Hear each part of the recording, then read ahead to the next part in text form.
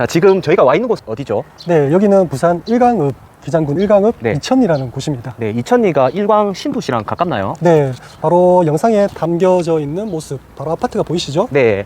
저기가 바로 일광 신도시라는 곳입니다. 네, 한번 저기 앞에까지 걸어가 보죠. 네. 자, 일광 신도시가 2020년도에 들어오면서 여기가 일대가 굉장히 많이 바뀌었죠. 네. 그리고 거기다가 2016년도에 일광역이 동해선 일광역이 들어오면서 네. 교통 인프라가 굉장히 좋아진 지역입니다.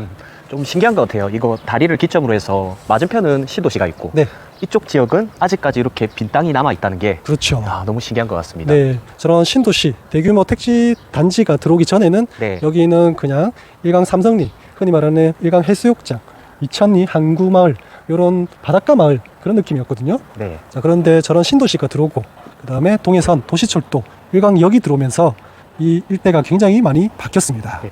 저기 보이는 게 지금 여긴가요? 네, 저기 이제 오피스텔들이 이제 많이 들어와 있는 모습인데 네. 저 일대에 아마 일광역이 있습니다. 나름 그럼 여기도 역세권 토지다 맞죠? 그렇죠. 도보로 5분, 10분 요 정도가 거의 역세권이라고 한다면 네. 여기서 이천리에서는 10분 이내 일광역을 이용할 수 있기 때문에 네. 역세권 지역이라고 볼 수 있죠. 네. 자, 이천리 이 일대는 이종 일반 주거 지역입니다. 네. 용도 지역상. 네. 그러면 우리가 아시다시피 높은 건물, 특히 아파트, 공동주택을 지을 수 있는 땅 아니겠습니까? 네, 그렇죠. 네. 하지만 바닷가 마을이다 보니까 경관이라든지 이런 것 때문에 주변에 일종 지구 단위 계획, 특히 높은 건물 용적률에 좀 제한을 많이 받는 지역들이 있단 말이에요.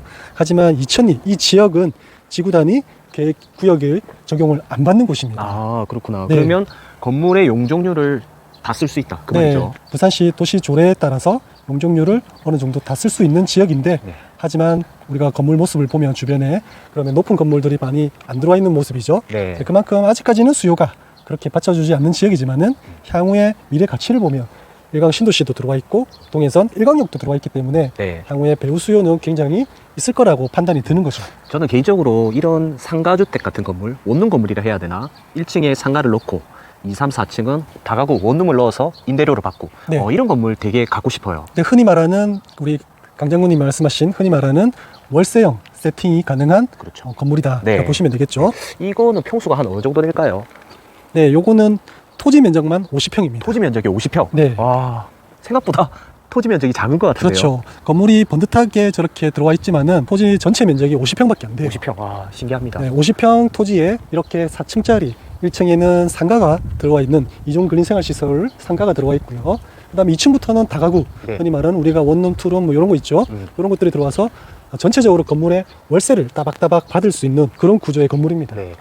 이런 거 건물이 딱 지어진 모습을 보니까 굉장히 웅장한 것 같습니다. 네, 예전에 이제 이거에 보니까 저도 조사를 해보니까 원래는 아주 옛날에는 빈 땅이었을 거예요. 네. 이런 식으로.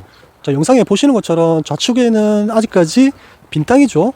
여기가 이종 일반 주거지, 주거지역이지만은 용도지역상 현재로는 현황은 그냥 밭으로 쓰고 있습니다. 그죠? 네, 그런데요. 네, 이 역세권에 이런 밭이 있다는 게 너무 신기한 것 같습니다. 그렇죠. 어떻게 보면 도시 미관상보다는 도시 효율상 네. 효율적으로 좀 사용하지 못하고 있다라고 좀 보면 되겠네요.